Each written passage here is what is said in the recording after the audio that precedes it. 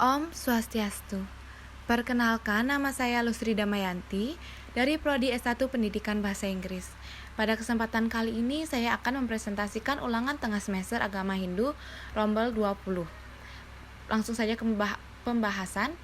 Yang pertama, Tuhan adalah kebenaran. Tuhan ada di mana-mana. Jangan pernah bersandar pada ketidakbenaran dalam keadaan apapun. Jika mengikuti jalan ketidakbenaran, kita tidak akan dapat mengembangkan kasih. Maka dari itu, kembangkanlah kasih sepanjang waktu. Berilah contoh dalam kehidupan sehari-hari bagaimana mengembangkan kasih kepada seluruh ciptaan Yang Widi dengan mengikuti kebenaran.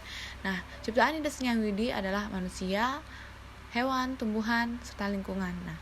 Menciptakan hubungan yang baik dan harmonis kepada sesama manusia maupun dengan lingkungan atau alam adalah caranya. Contohnya yaitu menghormati dan tolong-menolong sesama manusia, hidup rukun dan bertoleransi, membuang sampah pada tempatnya, menanam pohon, berkebun, dan lain-lain.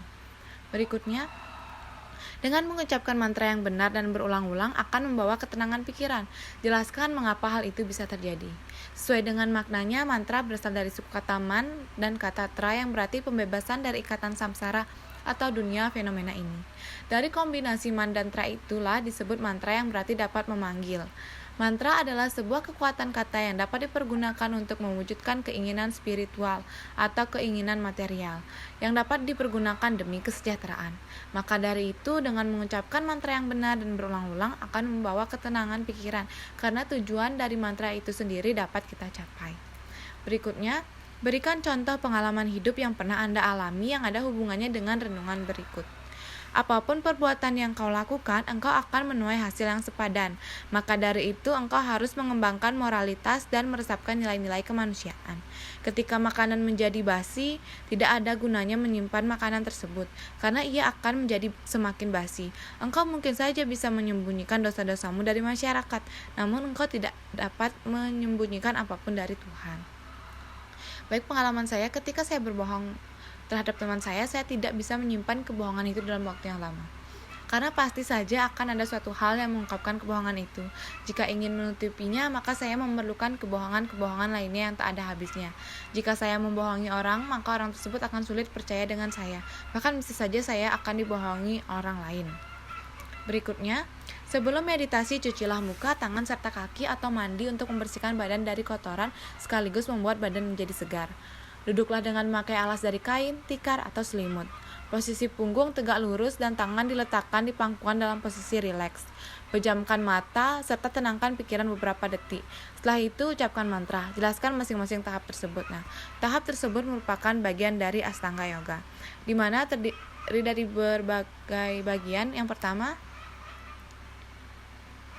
Yama, yaitu suatu bentuk larangan atau pengendalian diri yang harus dilakukan oleh seorang dari segi jasmani. Misalnya dilarang menyakiti atau ahimsa, dilarang berbohong atau satya, pantang menginginkan sesuatu yang bukan miliknya asteya, pantang melakukan hubungan seksual pada saat menuntut ilmu atau brahmacari, dan tidak menerima pemberian orang lain atau parigraha. Selanjutnya niyama, yaitu bentuk pengendalian diri yang lebih bersifat rohani. Misalnya saucha, tetap suci lahir dan batin, santosa, selalu puas dengan apa yang kita miliki, swadhyaya, mempelajari kitab-kitab suci, dan iswara pranidaha, selalu bakti kepada ide yang widiwasa. Yang selanjutnya asana, yaitu sikap duduk yang menyenangkan, teratur, dan disiplin. Lalu ada pranayama, yaitu pengaturan pernapasan sehingga menjadi sempurna melalui 3 jalan, yaitu puraka, kumbhaka, dan recaka. Selanjutnya pratyahara, yaitu mengontrol dan mengendalikan indria dari ikatan objeknya sehingga dapat melihat hal-hal yang suci. Dharana, yaitu usaha untuk menyatukan pikiran dengan sasaran yang diinginkan. Dhyana, yaitu pemusatan pikiran yang tenang, tidak tergoyahkan kepada suatu objek. Dan terakhir smedhi, yaitu penyatuan pikiran yogin dengan ide yang widi atau Brahman. Bila seorang melakukan latihan yoga dengan teratur dan sungguh-sungguh, ia akan dapat menerima getaran-getaran suci dari ide yang widiwasa. Selanjutnya, jelaskan hubungan antara yoga Surya Namaskara dengan kesehatan pranayama. Berikan contoh pranayama yang cocok untuk asana tersebut. Dan pikiran gambarkan rangkaian yoga Surya Namaskar yang Anda ketahui dan apa maknanya. Hubungan Surya Namaskar dengan kesehatan pranayama adalah sama-sama memiliki manfaat yang baik terhadap pernapasan. Salah satu fungsi dari Surya Namaskar adalah menstimulasi suplai oksigen dan mengaturnya ke semua organ vital serta meningkatkan kapasitas paru-paru. Pranayama yang cocok untuk Surya Namaskar adalah Dirga Pranayama. Baik, untuk gambarannya saya sudah tampilkan dalam slide. Makna dari gerakan tersebut adalah pemujaan pada keberadaan inti alam, yaitu matahari. Matahari sebagai bintang besar merupakan pusat dari tata surya, tempat di mana manusia dan makhluk lain hidup di dalamnya. Matahari adalah simbol yang terlihat dari kekuatan yang tak terbatas. Sinar kasih universalnya menyinari setiap benda dan makhluk tanpa memandang perbedaan status, suku, jenis kelamin, ras, dan golongan. Ide Senyang Widi bersifat wiyapi wiyapaka, ada di mana-mana. Jelaskan bagaimana Anda dapat membuktikan bahwa Tuhan itu ada di mana-mana. Bukti dari Tuhan di mana-mana adalah dengan kita dapat merasakan keberadaan Tuhan dimanapun. Hal ini bisa kita ibaratkan dengan air yang meresap dalam kapas. Kita tidak bisa melihat air tersebut, tapi dapat merasakan keberadaannya. Selanjutnya, berilah contoh dalam kehidupan sehari-hari bagaimana mengembangkan kasih dengan mengikuti kebenaran yang seperti diajarkan dalam Bhagavad Gita. Melaksanakan Bhakti Marga, yaitu cinta kasih terhadap diri yang dewasa, yang berarti juga love all atau sayangi semua, dimana kita harus menyayangi orang-orang sekitar kita, keluarga kita, teman kita, bahkan hewan-hewan di sekitar kita, bahkan musuh kita. Menyayangi semua dapat dilakukan dengan melaksanakan Trihita Karana, yaitu Parayangan, Pawongan, dan Palemahan. Baik, selanjutnya, berikan contoh pengalaman hidup yang pernah Anda alami yang ada hubungannya dengan renungan berikut. Apapun perbuatan yang kau lakukan, engkau akan menuai hasil yang sepadan.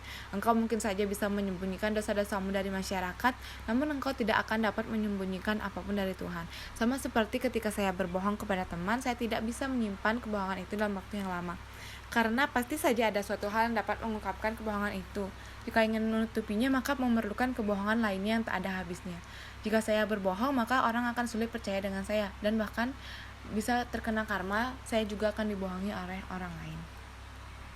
Nah, selanjutnya, yoga dan meditasi adalah salah satu cara untuk kita bisa mendapatkan ketenangan jiwa, perasaan damai, dan bisa melepaskan kita dari rasa stres. Yoga dalam meditasi dilakukan oleh semua agama, bukan cuma pemeluk agama Hindu, karena sebenarnya yang dilakukan pada saat kita melakukan meditasi yoga adalah menenangkan pikiran, pemusatan pikiran, dan pengaturan nafas. Jelaskan mengapa yoga asanas penting untuk meditasi. Baik, yoga asanas penting untuk meditasi karena merupakan tahapan awal untuk melatih konsentrasi. Dengan melakukan yoga asanas, pikiran kita akan lebih terpusat dan tubuh menjadi rileks, sehingga kita dapat dengan lebih mudah untuk melanjutkan ke tahap konsentrasi yang lebih dalam lagi, yaitu meditasi. Yang terakhir, jelas peraturan dalam agama Hindu menegaskan bahwa yang mempunyai kewenangan untuk memimpin suatu yatnya adalah orang suci atau orang bijaksana yang dalam hidupnya telah melakukan penyucian lahir dan batin melalui suatu upacara padiksan atau pawintenan. Orang yang telah melakukan upacara padiksan dan pawintenan itu disebut pandita dan pinandita. Jelaskan syarat-syarat melakukan penyucian lahir dan batin orang suci. Baik, syarat-syaratnya yaitu laki-laki atau wanita yang sudah menikah atau tidak menikah seumur hidupnya, pasangan suami istri yang sah, usia minimal 40 tahun, paham bahasa Kawi, Sanskerta, Indonesia, menguasai secara mendalam isi dari kitab suci Weda, dan memiliki pengetahuan umum yang luas. Sehat lahir batin, berbudi pekerti yang luhur, tidak tersangkut pidana, mendapat persetujuan dari guru nabe, dan tidak terikat dengan pekerjaan di luar kegiatan keagamaan. Ya, baik, sekian presentasi dari saya. Saya mohon maaf jika ada kekurangan di dalamnya. Semoga presentasi ini dapat menambah wawasan kita semua. Saya akhiri dengan mengucapkan Paramesanti, Om Santi, Santi, Santi, Om.